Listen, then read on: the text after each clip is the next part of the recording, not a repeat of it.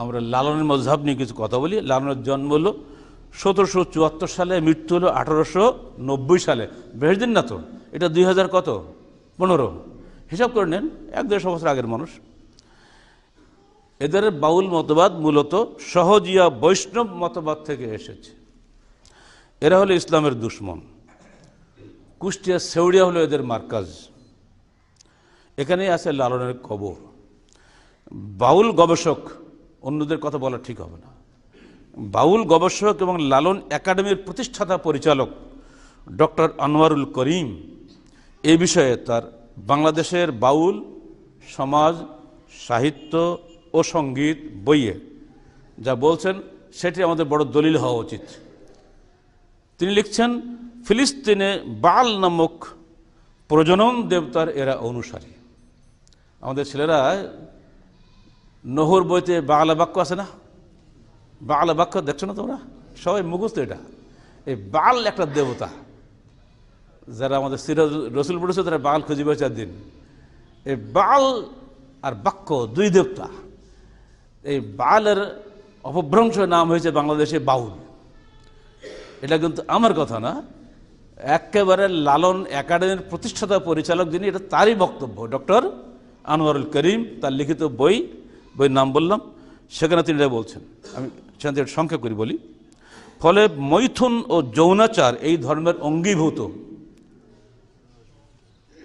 এদের উপরিভাগে সুফিবাদের প্রাধান্য এবং অভ্যন্তরে যোগ নির্ভর দেহজ সাধনা।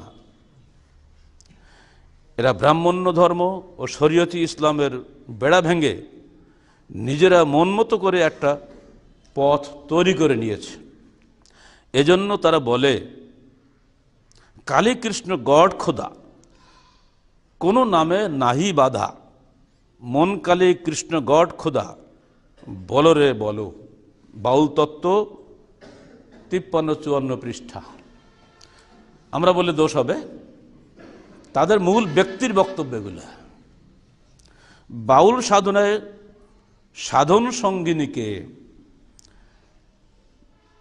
ওরা গুরুজি নামে অভিহিত করে, কারণ ওই সঙ্গিনীর মহিলার সক্রিয় সহযোগিতা ব্যতীত সাধনায় সিদ্ধি লাভ হয় না। তাই তাকে চেতন গুরু বলা হয়। এরা সামাজিক বিবাহকে অস্বীকার করে, নারী পুরুষের অবাধ মেলামেশাকে দর্শন হিসাবে অনুসরণ করে। ওই বইয়ের 15-16 পৃষ্ঠা বাজার কিনতে পাওয়া যায়, পড়ে দেখবেন। নারী ছাড়া এদের সাধনাই হয় না। এরপরে আরো ন্যাক্কারজনক কথা আছে, বলতে ঘৃণা হয়।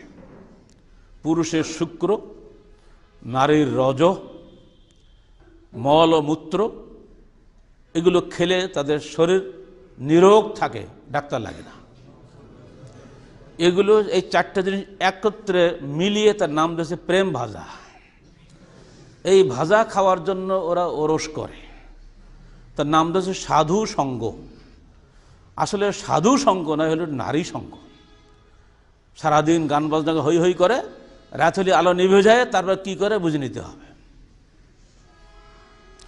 1986 সালে মার্চ মাসে কুষ্টিয়া ইসলামিক ইউনিভার্সিটি একজন প্রফেসর যখন ওখানে গিয়ে ইসলামের দাওয়াত দেন এবং কোরআন তেলাওয়াত করেন, এতে নাখোশ হয়ে তারা প্রশাসনের কাছে একটা অভিযোগপত্র লিখিতভাবে দায়ের করে। সেখানে তারা যে কথাটা বলেছে সেই কথাটি আমরা তুলে ধরি, বুঝতে পারবেন। আমরা বাউল, আমাদের ধর্ম আলাদা, আমরা না মুসলিম না হিন্দু, আমাদের নবী শাহজি লালন শাহ, শুনছেন তো নাকি?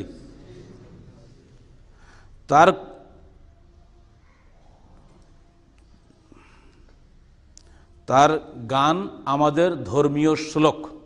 ওই যে অচিন পাখির গান গায় না, ওগুলো আমাদের ধর্মীয় শ্লোক। আমরা যখন কোরআন পড়ি আয়াতগুলো, এটা তাদের ধর্মীয় শ্লোক হচ্ছে লালনের গান। সাইজির মাজার আমাদের তীর্থভূমি। এবার কি হবে? সাইজির মাজার আমাদের তীর্থভূমি, আমাদের গুরুই আমাদের রসুল। নাউজুবিল্লাহ। আমরা আলাদা একটা জাতি, আমাদের কলেমা আলাদা, লা ইলাহা ইল্লাল্লাহ লালন রসুল্লাহ।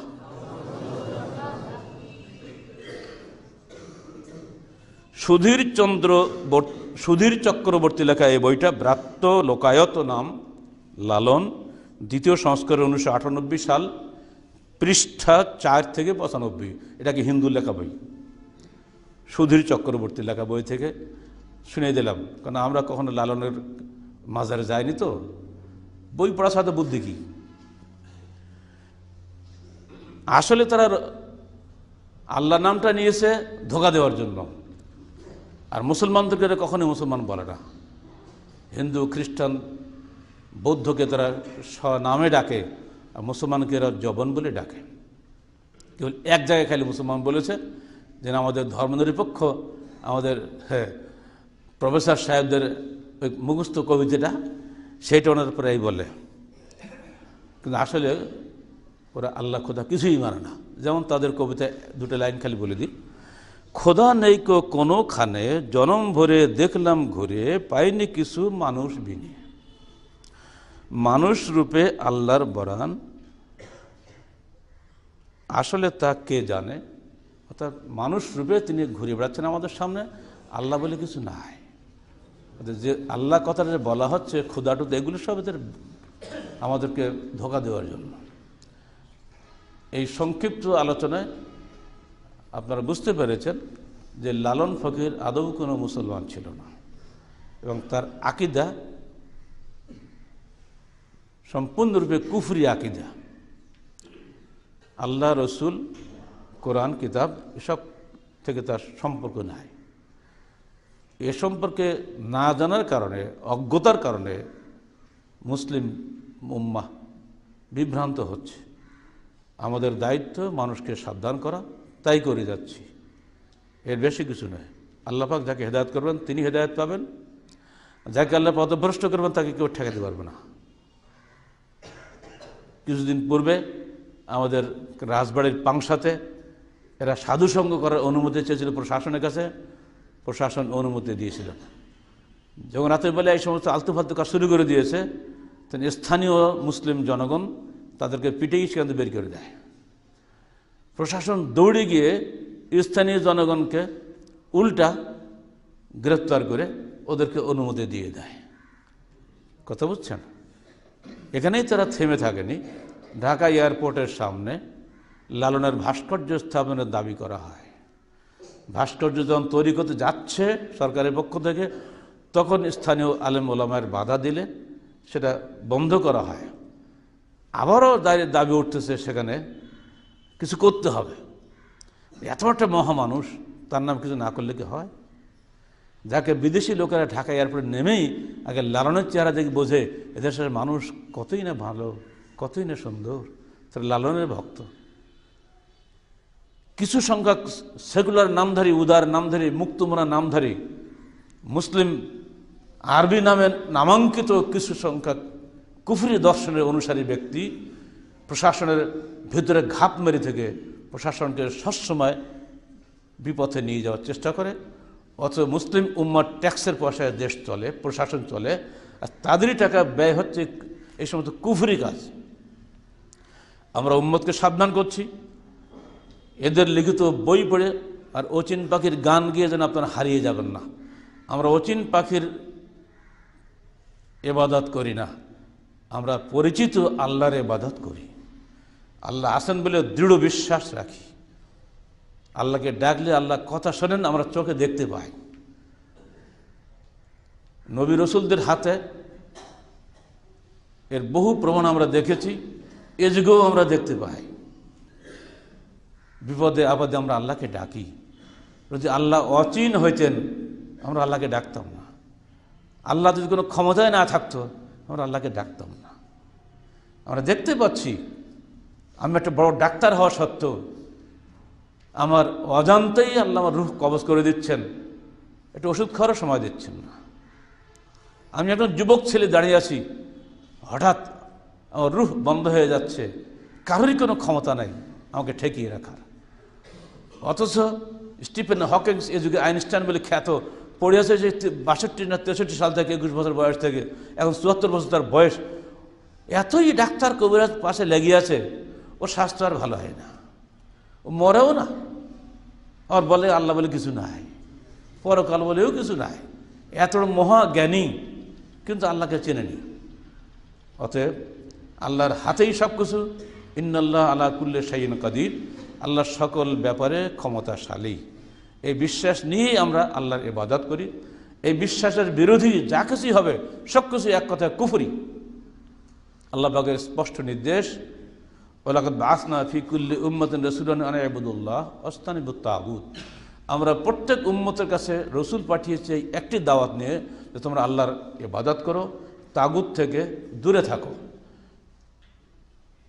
আর যে ভবিষ্যৎবাণী আল্লাহ রসুল বলে গেলেন, একটু হাদিসটা শুনেছেন, মা আনা আলাইহি ওয়া সাহাবি আল ইয়াউম, আজকের দিনে আমি এবং আমার সাহাবীরা যে দিনের উপরে আছি, এই দিন থেকে যারাই বিচ্যুত হবে তারা মুসলমান থাকবে না, নিঃসন্দেহে প্রকৃত মুসলমান থাকবে না। অর্থাৎ 72 ফেরকা জাহান্নামী হবে। যদি এরা মুসলিম বলে দাবি করতো তাহলে এরা অবশ্যই পথভ্রষ্ট 72-এর মধ্যে একটা হতো, তাই না? কিন্তু ওরা মুসলমান বলে দাবি করেনি। আপনি কেন জোর করে মুসলমান বানাচ্ছেন তাদেরকে?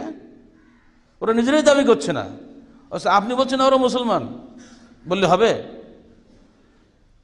অতএব এই সমস্ত উদ্ভট এক একটা মতবাদ এসে মানুষকে বিভ্রান্ত করে। বিভাগীয় শহর হিসেবে এখানেও আসছে শিক্ষিত লোকদের মাধ্যমে, যারা এইসব বিষয়ে কিছুই খবর রাখে না, কিন্তু ডিগ্রি নিয়ে ঘরে বসে আছে।